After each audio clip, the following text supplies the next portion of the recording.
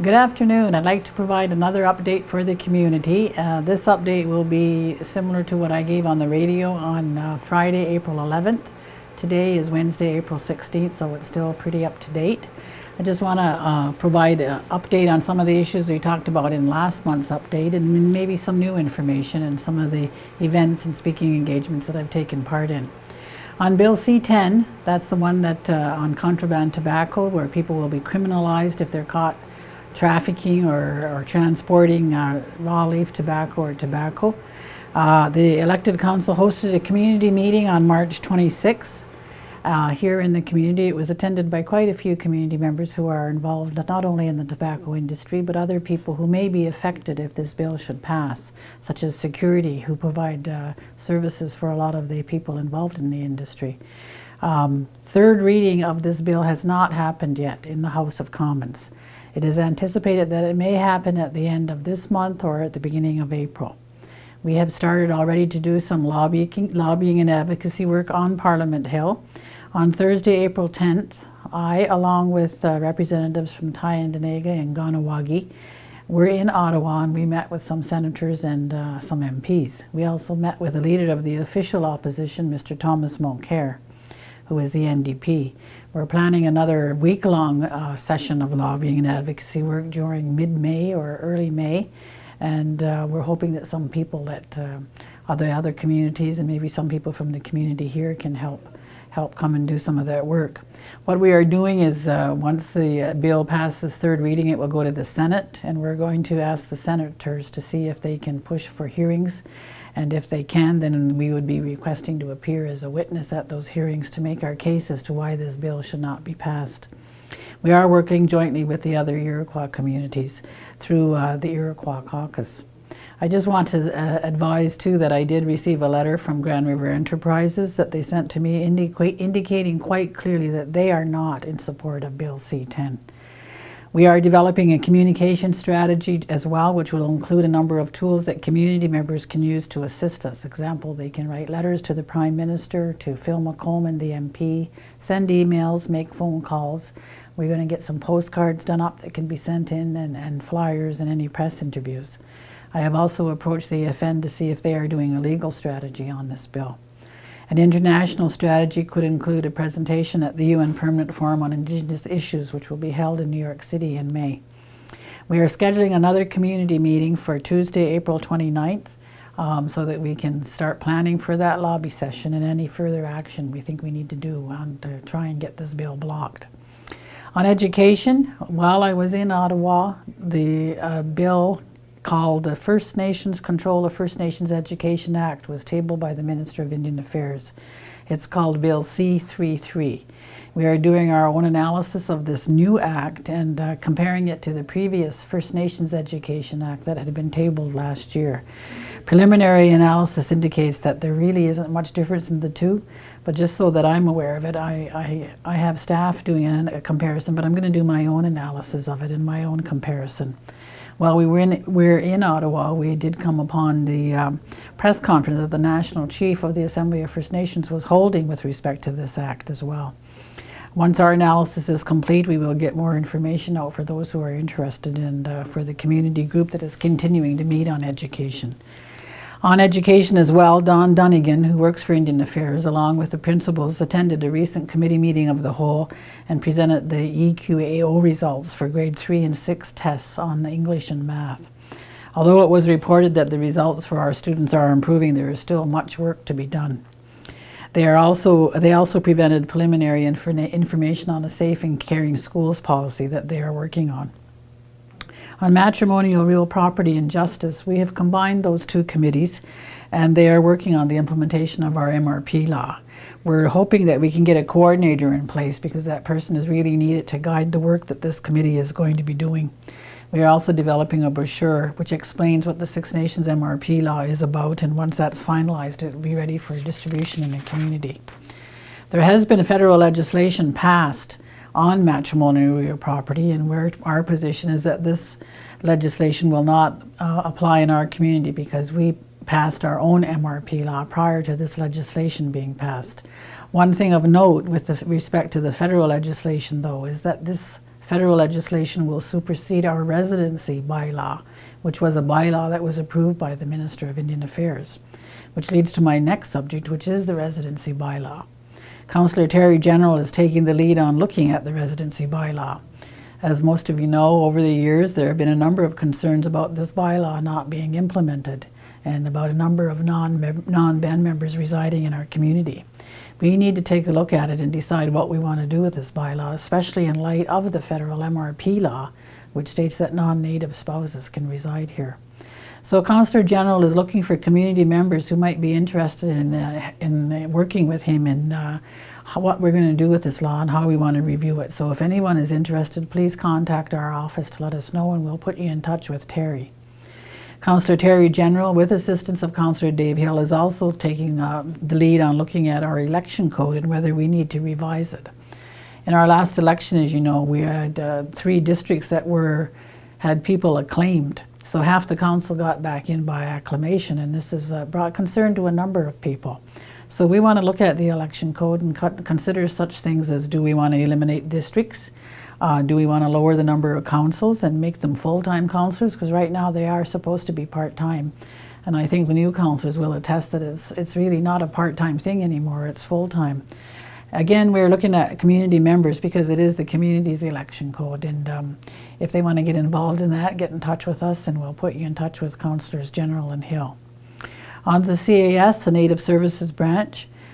We were asked by the clan mothers to request that the Native Services Branch relocate back to Brantford and continue to provide services from that location, as is their mandate, until such time as we have assumed control of child welfare in our community. We are going through that process right now, and we are in phase 3 of 4 of taking over our own designation, and once that's completed, we will provide those services and not CAS. But just as a bit of background, in March 2012, we informed the Native Services Branch of the CAS that they were to relocate in Brantford in 1 year. And then in early 2013, they asked if they could stay for another year, and we extended their stay for 6 months, which took us till October 1st, 2013. Now they are refusing to leave. And then they had gone to some of the Confederacy chiefs to ask if they could stay, and they received a letter telling them that they didn't have to leave. Anyway, they are still here, and they are still continuing to refuse to leave and to disrespect the resolution of the Six Nations elected council. I should say that it was the elected council that initially gave them permission to reside here in 1977, and they were to come back each year and ask us for permission to continue to stay here, and they haven't done that.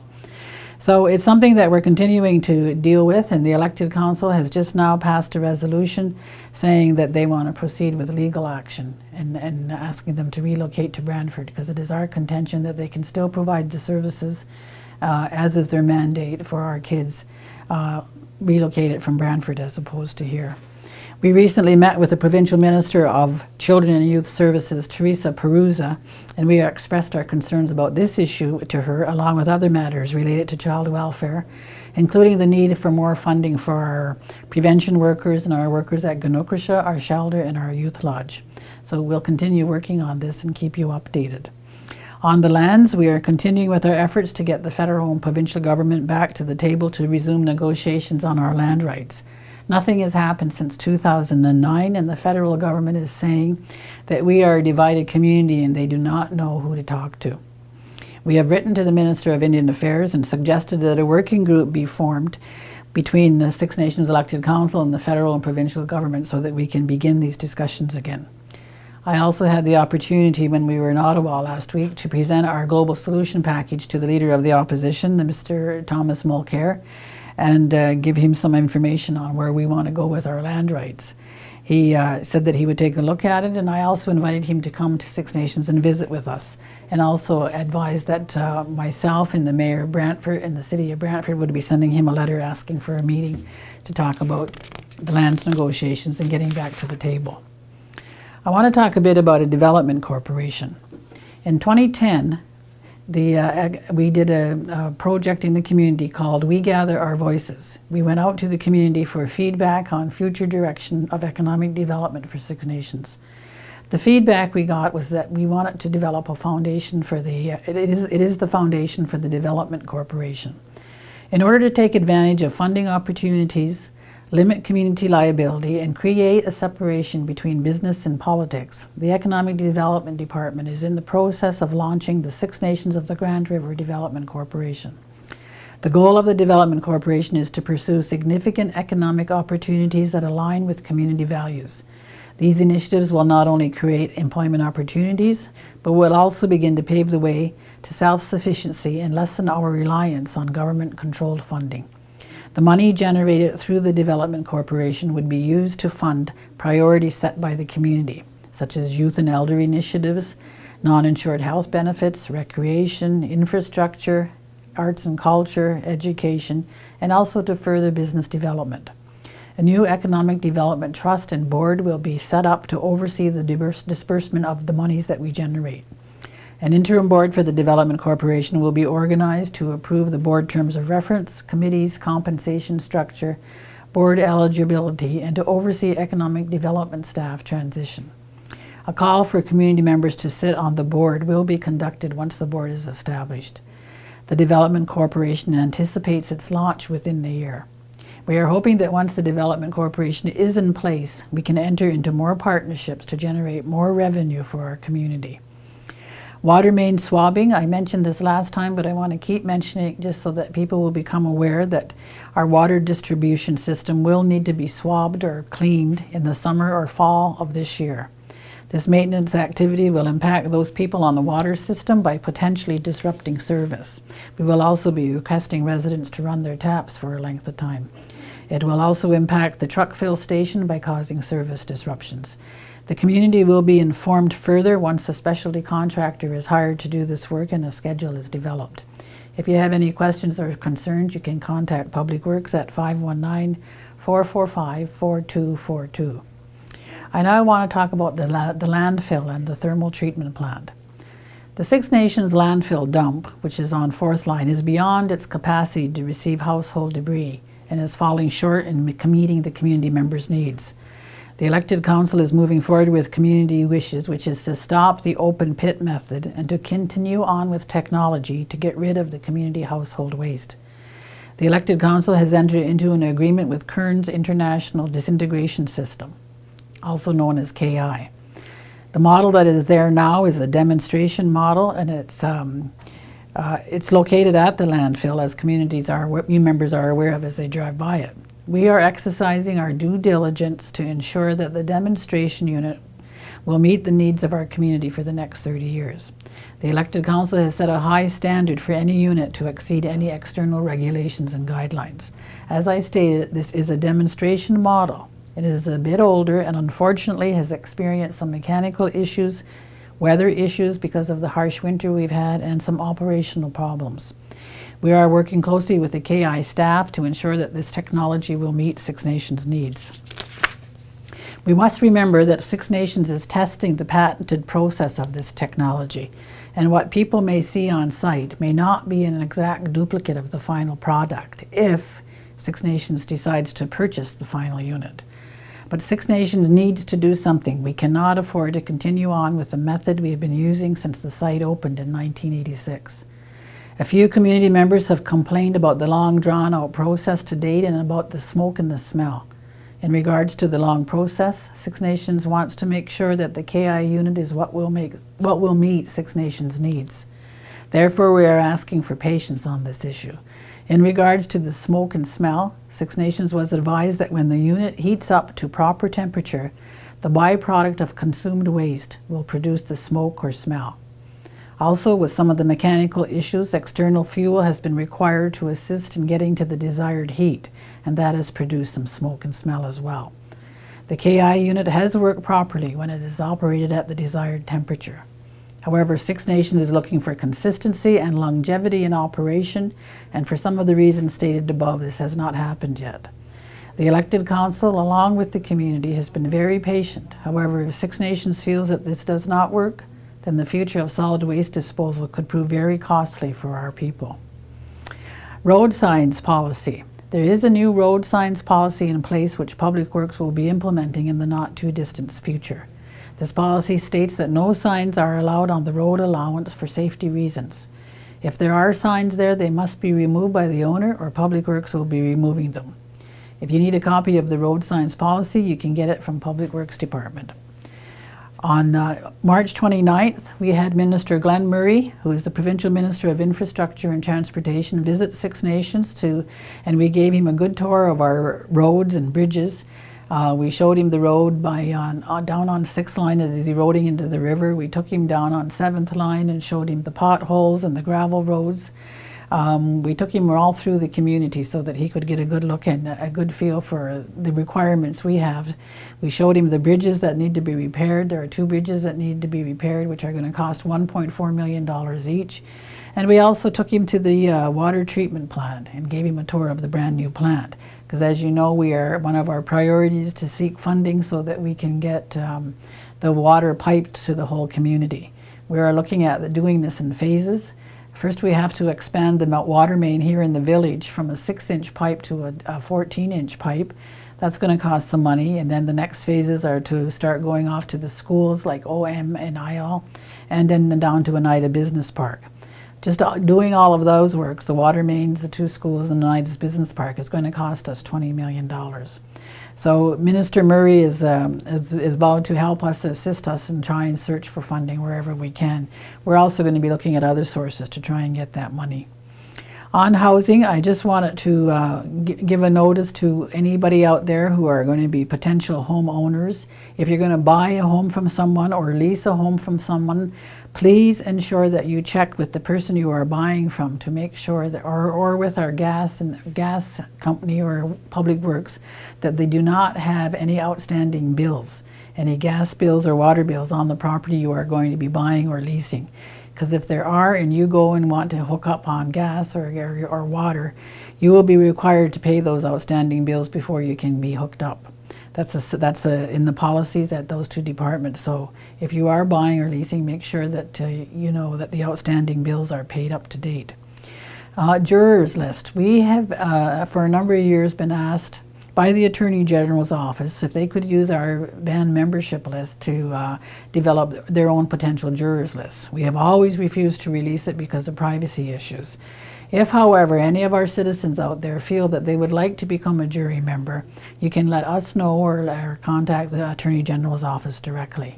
It's just something, there was a study that was done on juries not too long ago, and it was pointed out that it's not always fair if one of our people is in front of a jury that there are none of our members sitting in the jury to help make the final decisions.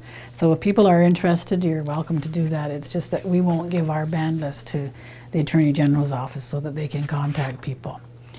Enbridge was here at our committee of the whole meeting last week for the purpose of answering some technical questions about their proposed Line 9B reversal.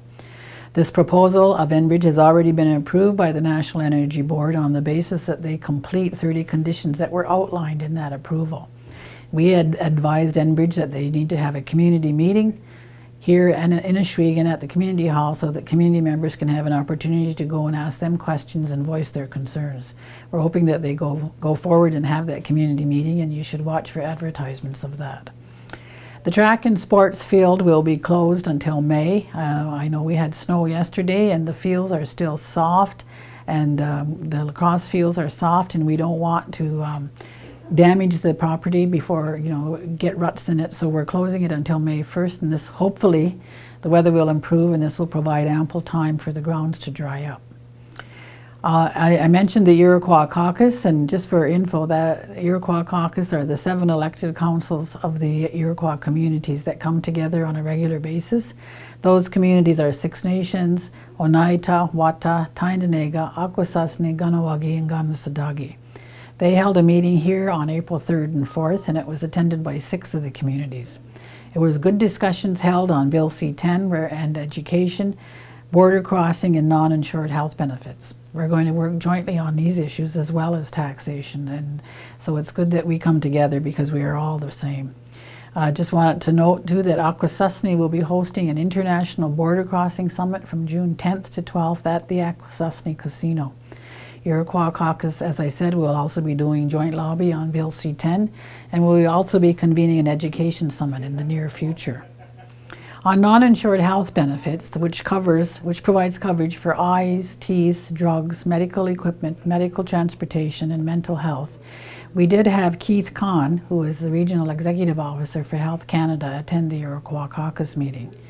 And while he was here, I pulled him aside to have a meeting with some of our councillors who are on the Human Services Committee and some of our professionals in the community, including the two dentists, Dr. Crane and Dr. Duncan, and Dr. Zach, who's a member of the Family Health Team at the White Pines Wellness Centre, and Lori Dunn, the pharmacist. We had an opportunity for them and for councillors to express their concerns to Mr. Kahn and two of his staff who he had on the phone from NIHB staff about the cutbacks and that are happening in NHB and how people are having to buy their own drugs and buy their own equipment. We continue to work with them, and they promised to get back to us on some of the concerns that were expressed. I've also recently took part in a National Assembly on non-insured health benefits, and they're developing an action plan, and there will be more work done on this over the summer and into the fall. On policing, we were successful in achieving the amendments to the policing agreement that was sent down to us by the federal and provincial governments. We got the clauses in there that we felt were necessary in order that we can continue with our police service. We're now waiting for the two ministers to sign it, and I just learned that the federal minister signed it yesterday, and the provincial minister will probably sign it this week, and I'll sign it next week. It is an agreement that will ensure that we receive funding for our police service for the next 4 years. I want to talk about vandalism at the schools. Our public works staff have informed us that there has been a lot of vandalism at all of the schools in our community, with windows being broken and alarms going off. It not only costs money to repair the broken windows, but also staff time to attend to the school to find out why the alarms are going off. We will be installing cameras at the school, and we will be asking the police to patrol the schools on a regular basis. And if we catch the perpetrators of these vandalism, they will be punished, and their parents, if they are younger people, will be required to pay for the damages that are being caused. Some of the meetings and events that I attended or speaking engagements that I've done since our last update a month ago was taking part in political confederacy meetings at the Chiefs of Ontario. As I mentioned, I attended a national AFN conference on health conference on non-insured health benefits. I took part in the Health Foundation Gala. I also visited the Ongowana language classes. I hope I said that right. Ongowana language class, Mohawk classes at they're operating out of the Great Building, and I'm hoping that we can incorporate some of their work into our council meetings and even with our staff here. I took part in the consultation and accommodation team dinner that was held, and also spoke at the Aboriginal Engagement Day that was hosted by the Haldeman, Norfolk, Hamilton, Brant Local Health Integrated Network that was hosted at Polytech. Polytech also hosted a Seeds and Foods workshop, which was held on a weekend, and that was quite well attended by people from all over the place. I also took part in a commemorative marker dinner that Woodland Cultural Centre held. They're getting a commemorative marker to install at the old residential school. As the community has also decided that we're going to maintain the old residential school under a fundraising campaign called Saving the Evidence. We think it's important to save it, and that, to help remind mainstream Canada of what happened during the residential school era. During the commemorative marker dinner, I was able to announce that the Six Nations Elected Council has contributed, or will contribute, $220,000 towards the replacement of the roof for that building. And we're going to assist the Woodland Cultural Centre in securing the other dollars to get that place repaired. We have also designated the old residential school, or the Mohawk Institute, or Mush Hole, as a lot of us know it, as a Six Nations historical site. So there's going to be a lot of fundraising and campaign. As I said, it's called Save the Evidence campaign to get that building renewed or renovated. We are also involved in Pan Am, and as I said, we'll be giving more information on that over the next year, because the Pan Am Games will be held next year, and they're going to be coming. Hopefully that we'll be getting a lot of tourists visiting our community. Part of the Pan Am projects, there are a number of projects that will receive funding under the title of Panamania. I'm happy to announce that 3 of those projects which receive funding and will be working on for display during the games are from Six Nations. One is that they're going to be doing a sculpture on Tom Longboat. It will be displayed in Toronto, and then it will be moved to our community hall. Planet Indigenous and Woodland Cultural Centre will be collaborating on festivals both in Toronto and here at Woodland Cultural Centre. And Santi Smith from Kawaii Dance Theatre has received some funding to put on different shows. I also attended a conference in Niagara Falls. It's called the Hatch Conference, composed of a number of engineers who are involved in renewable energy. And last Sunday I took part in some services at the Mohawk Chapel. And this past weekend there was an accessibility conference that was held in our community, which I attended and took part in. This is attended by a number of people who are either in wheelchairs or walkers and find it hard to get into our different public buildings. And so they brought a lot of good comments on how we should be renovating our buildings, and they talked about parking spaces, and people need to respect the fact that the handicapped spaces are for people who are handicapped and not to be parking in those spaces. There's a number of areas we need to look at, so they're coming up with some quick fixes. It was also suggested that during our upcoming Community Awareness Week, we may want to get some of the council members or some of the leaders in the community to just spend an hour or two in a wheelchair and just to see how they find out how difficult it is to access buildings. So that's something you may be seeing during Community Awareness Week. I attended the library gala on April 11th. As you know, we're also doing fundraising for Six Nations Archival Center and Library to be built behind the Oswego Baptist Church. And the library, for their portion, did a gala on Friday to help try to raise some funds for that. They also are applying for funds from the Canadian government for that, and we've contributed to put in our committed to put in our share if they are successful in getting that fund. On Good Friday, this Friday, there will be an Easter egg hunt for all the kids, so bring your kids out. It'll be at the either at the community hall or in the arena at 1 o'clock. Just prior to that, I will be taking part in a 5K walk with the Team Diabetes, which I'm a member of. That'll be on the horse race track. So if you want to cheer us on or come and sponsor us, you can come there before taking your kids to the Easter egg hunt. On April 24th, I will be traveling up to Southgate or Dundalk, which is at the very top of the Haldeman track, along with Phil Montour, and we're going to be meeting with a number of mayors to talk about our Global Solution land rights package.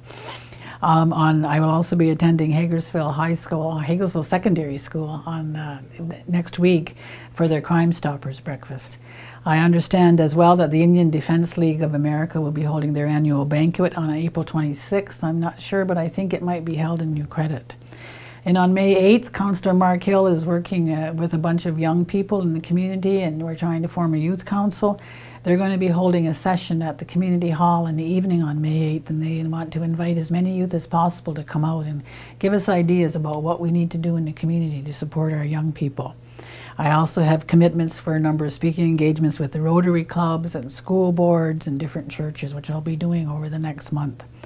As I said, Community Awareness Week is coming up. It's from May 14th to 27th, and of course the highlight of that will be our Bread and Cheese Day.